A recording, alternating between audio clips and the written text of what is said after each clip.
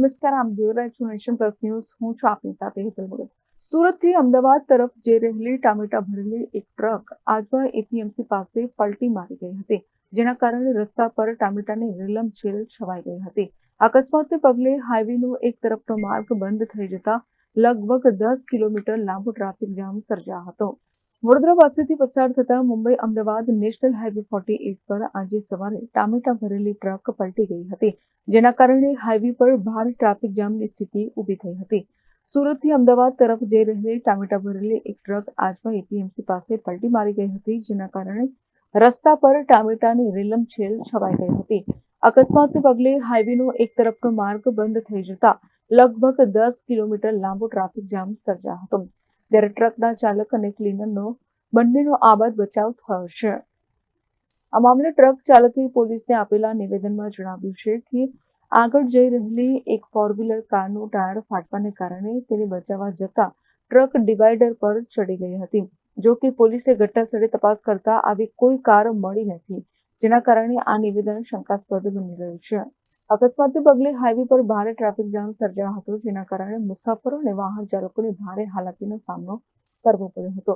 કપુરાએ અને traffic police તાત્કાલિક ઘટનાસ્થળે પહોંચી ગઈ હતી અને ટામેટાથી ભરેલી ટ્રકને હટાવવા માટે ક્રેનની મદદ લેવામાં આવી હતી. ટ્રાફિક પોલીસે રસ્તો ખુલ્લો કરવા માટે ઝડપથી કામગીરી શરૂ કરી હતી. હાલમાં પોલીસે અકસ્માતના ચોક્કસ કારણો જાણવા માટે વધુ તપાસ હાથ ધરી છે.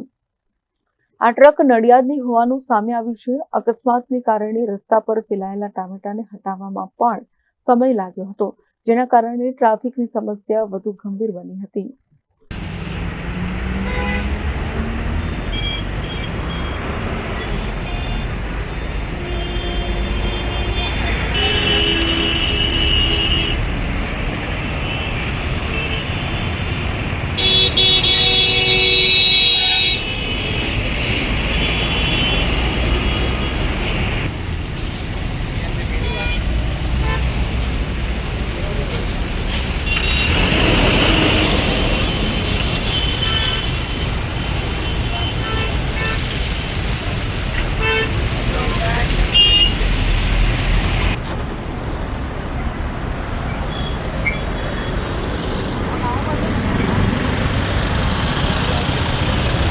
કેમેરામેન નવનીત પરમાર સાથે Satyam Navashankar, Nation Plus News, Vadodara.